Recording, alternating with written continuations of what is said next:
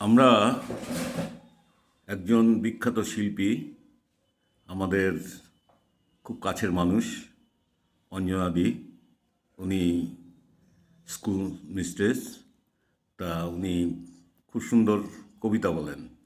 তা ওনাকে আজকে পেয়েছি আমরা স্বামীজির সঙ্গে। আমাদের ডাক্তার সত্যরঞ্জন সাহা এখানে আছেন।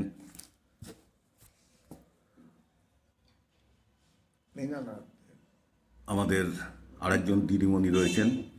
দিদিমণির নামটা মীনানাথ। এবং আমি শিবনাথ সরকার রয়েছি।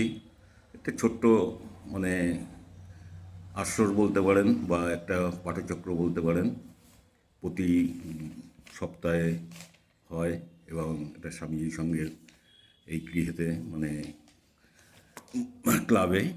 তা আমাদের ডাক্তারবাবু পরিচালনা করেন, ডাক্তার সত্যরঞ্জন সাহা।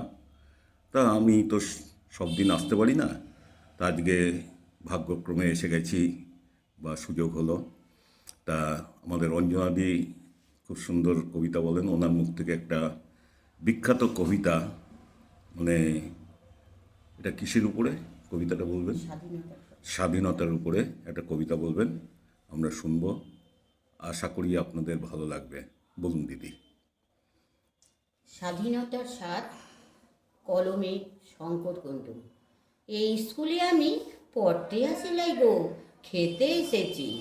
দুপুর রোদের আগুন পেট পুরায় খা করে দিল যে, কখন দেবেন খেতে? বাপ বলল, যা বেটা স্কুলে যা, খেতে পাবি। ভরপেট মিড ডে মিল প্রকল্প চালু করেছে যে সরকার, তাই আমি স্কুলের মুখ দেখলাম। দিদিটাও যদি স্কুলে যেত, ও খেতে পেত। মা বলল, ও তো মেয়ে বটে, স্কুলে গেলে বাড়ির কাম কাজ করবে কে? এ জীবনে দিদির আর লেখা পড়া হলো না রে। আমি যা হোক স্কুলে গিয়ে একটা কুল তো পেলাম, ভাগ্য করে মাস্টার মশাইদের পেলাম। যত না পড়ালো, বেত মারলো তার চেয়ে বেশি। জাতের খুঁটা দিয়ে বলল, পড়তে তো আসিস লাই তোরা, খেতে এসেছিস, লে বেত খা। তা বেত খেতে খেতে দেখলাম এ দুনিয়ায় বাঁচা বড় কঠিন কথা। কঠিন পথে যেতে যেতে একদিন দেখলাম কি, আমি তো স্কুলে খেতে আসিলাই গো, পড়তে এসেছি। কি সর্বনাশ! আমি পড়তে থাকলাম আর ক্লাসের পর ক্লাস পাস করে যেতে লাগলাম। ভাব বলো, তুই তো তাক লাগা দিলি বটে, তোকে খেতে পাঠালাম, তুই পড়তে লেগে গেলি। পড়া ছাড় কেনে, খেতি বাড়ির কাম কাজে লেগে যা। কিন্তু আমি যে পড়তে চাই, আরও অনেক কিছু জানতে চাই। ওই টাটা গাড়ির কারখানায় আমি লোহা গলানোর ইঞ্জিনিয়ার হওয়ার স্বপ্ন দেখি বটে।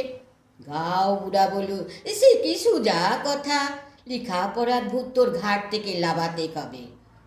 কত ওঝা এলো, গুণিন এলো, কিন্তু আমার ঘাট থেকে লেখাপড়ার ভূত লামাইতে লাগলো। এখন ওরা সবাই আমাকে বেঁধে রেখেছে যাতে পলায়ে না যায়। মাস্টার মশাই, আমাকে পড়ান না। প্রধানমন্ত্রী হে, আমি যে আরও পড়তে চাই, আমায় পড়ান। রাষ্ট্রপতি হে, আমায় পড়ান না কেনে?